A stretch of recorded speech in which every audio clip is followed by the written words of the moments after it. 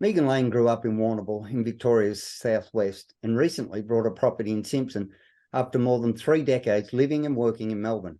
Now, Megan started a career as a journalist and then moved to corporate affairs and communications, working in executive roles and advising boards and executive teams at Telstra, NAB, the Metropolitan Fire Brigade, and even the Department of Premier and Cabinet, amongst others.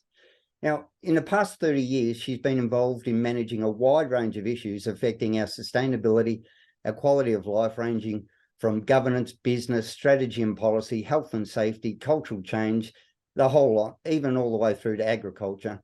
Now, Megan has even run her own business, and now Megan has decided to run as an independent candidate in the upper house for the Western Regional of Victoria. How are you, Megan? I'm well, thanks, and thanks for having me. That's okay. Now, that's a very impressive and extensive CV that you've got going before you. How do you think that's going to stand you in good stead for your role in politics? Well, I think one of the things that we're missing in politics is people who are objective, analytical, and strategic minds who can look at the long-term consequences and who are actually interested in the long-term benefits for people in strategy and policy and legislation rather than short-term gain. And as we all know, and one of the reasons we're so frustrated with politics and politicians at the moment is that the short-term gain and the short-term win is what seems to drive politics rather than sustainable, quality, generational policies that will actually benefit us as Victorians, not a particular political party. Mm. So what are your priorities for the Western region in specific, Megan? Well, I started off with 3 and have quickly developed 4 in my conversations with people. Clearly, as with many people, integrity and accountability in government is a critical issue for me. And as someone who's been involved in governance a lot, I know what it takes to put in place robust frameworks to ensure that corruption and lack of integrity has consequences. The second issue that I'm really energised about is health and aged care.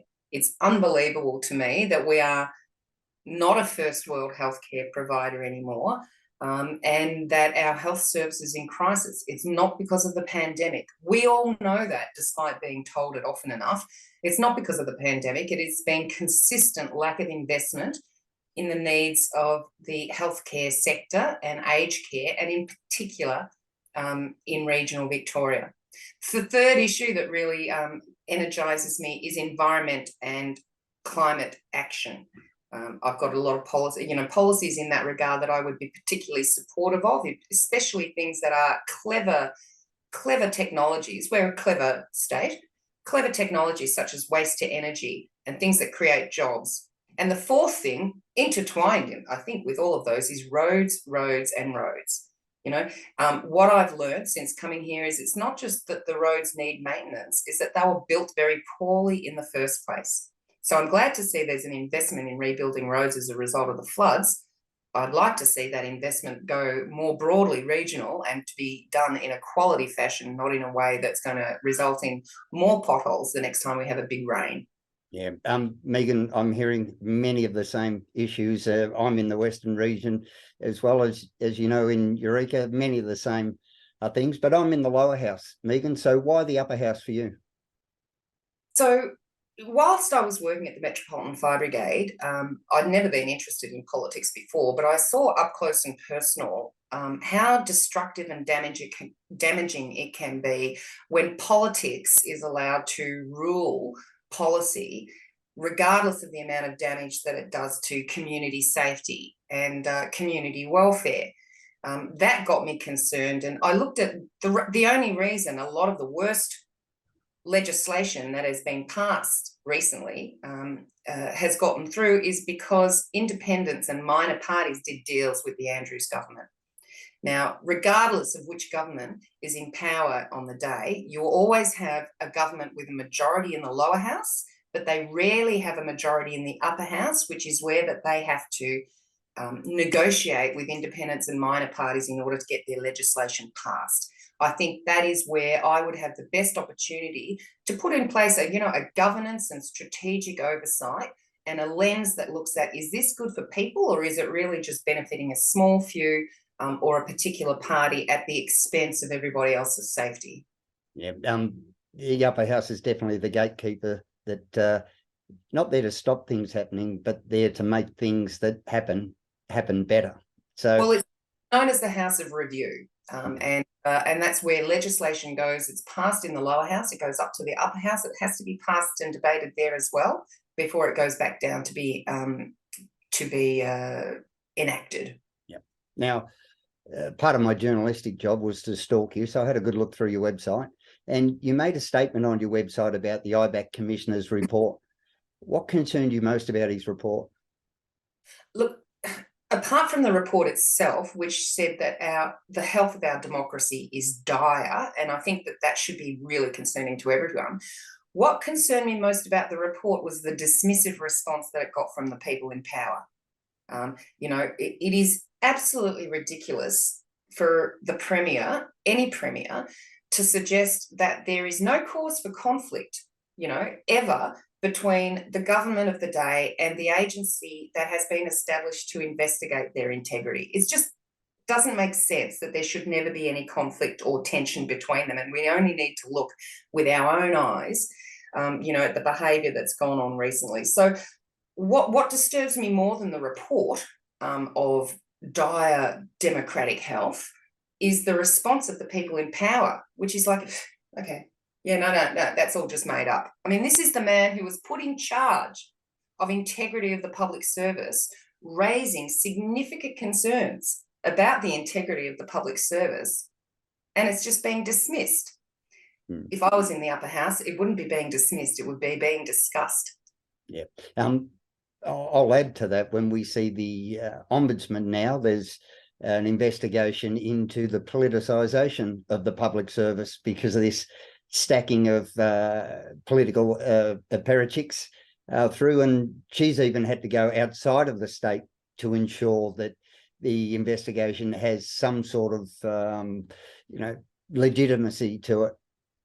Well, look, I've also seen this when I was at the Metropolitan Fire Brigade and in the Department of Premier and Cabinet, despite all of the highfalutin words about non-political, we are a partisan, it's not the case. And at the MFB, I certainly saw, and later, in fact, that political reliability has become one of the key things around selection for work, not even just in the departments, but in the agencies.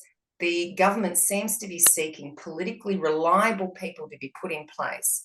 Now, that is not healthy in a democracy. It's actually healthy in a democracy for different departments and agencies to have tension, because that is what gives government, a better perspective of what's going on.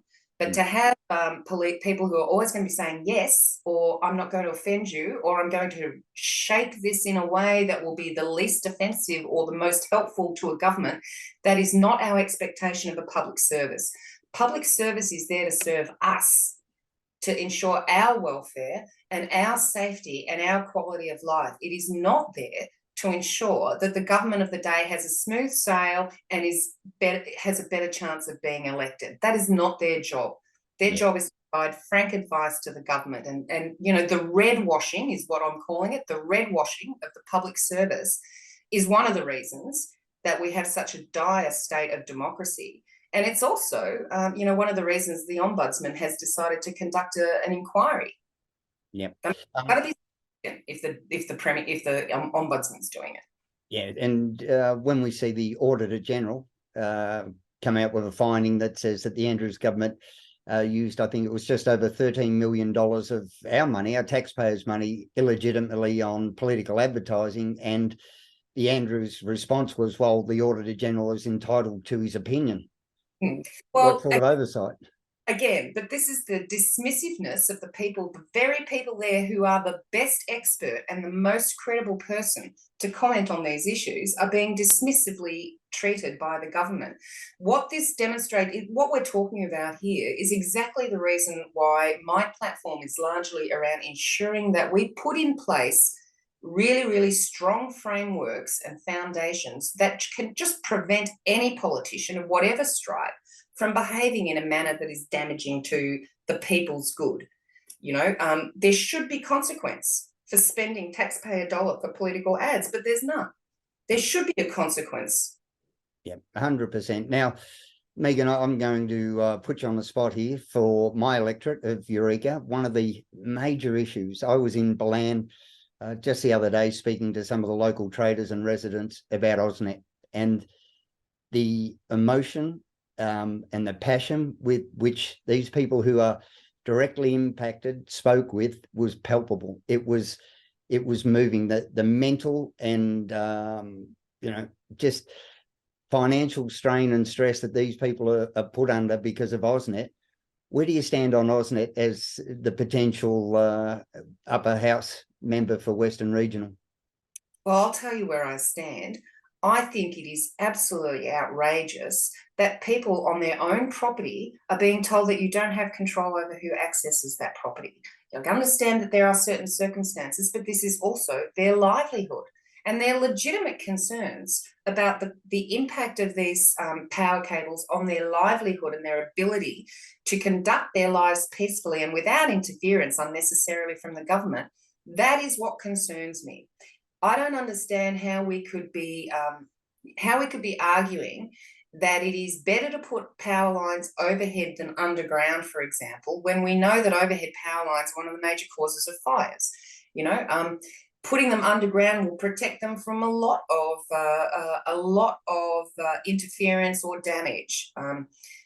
But look, I think what really touches me is the fact that I really feel for these people, who are trying to make a living on their land, and this authoritarian approach of saying, well, it's not really your land and we're going to do what we want and we're going to allow people to come in and potentially damage your livelihood. It's just not acceptable. So if that's not clear enough, my position in the upper house would be I would not be approving any legislation that enables it. And in fact, my view is that any new power cables of whatever stripe should be put underground wherever possible.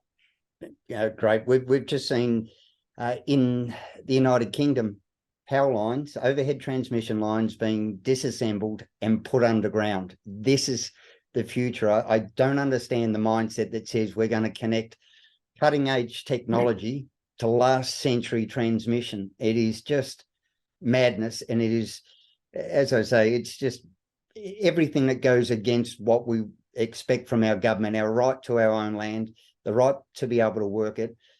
Farmers won't be able to use irrigation under those lines. It cuts farms in half. It drops property prices down. And as I say to the people in my electorate, it mightn't be in your backyard. It mightn't be in your neighbour's backyard. It mightn't be in your neighbour's backyard, but it's in our community. And the Andrews government doesn't give a toss about the West. And you can see it because we've been too compliant and too safe and haven't held into account. So there's my rant, Megan. Well, look, I mean, I can't say I disagree with you, and it is really disappointing. I mean, Victoria is is the most fire-prone region of the world. We know that faulty power lines and damaged power lines cause fires. They've paid out billions in compensation as a result. Yes, it might be an initial heads-up investment, at the top end, at the front end, to put the power lines underground. But I'm not sure. I'd like to see the equations as to whether or not that would cost as much as it does for them to compensate people whose whole lives have been overturned. Yeah. Look at Kinglake. The findings from the Kinglake finding started because of overhead transmission lines. When will we ever learn? Well, Megan, where can people find out more about your priorities and policies? Well, go check out my website, megan4mp.com.au, or my Facebook page, Megan Lane Independent for Western Victoria. Thanks so much for giving me the time to talk to you, and I really hope that what I'm saying resonates with people. Yeah, you're welcome, Megan. And your tagline, which I think sums up everything about independence, is? So my tagline or my philosophy is policies for people, not parties. There you have it, folks. That's why hopefully this election will be fundamentally different, because of a raft of quality independents like Megan. There's many of them who are loyal, committed, and most importantly, accountable to the community and not to the party or partisan political point scoring. So check out Megan's website. And Megan Lane, thanks so much. You're welcome.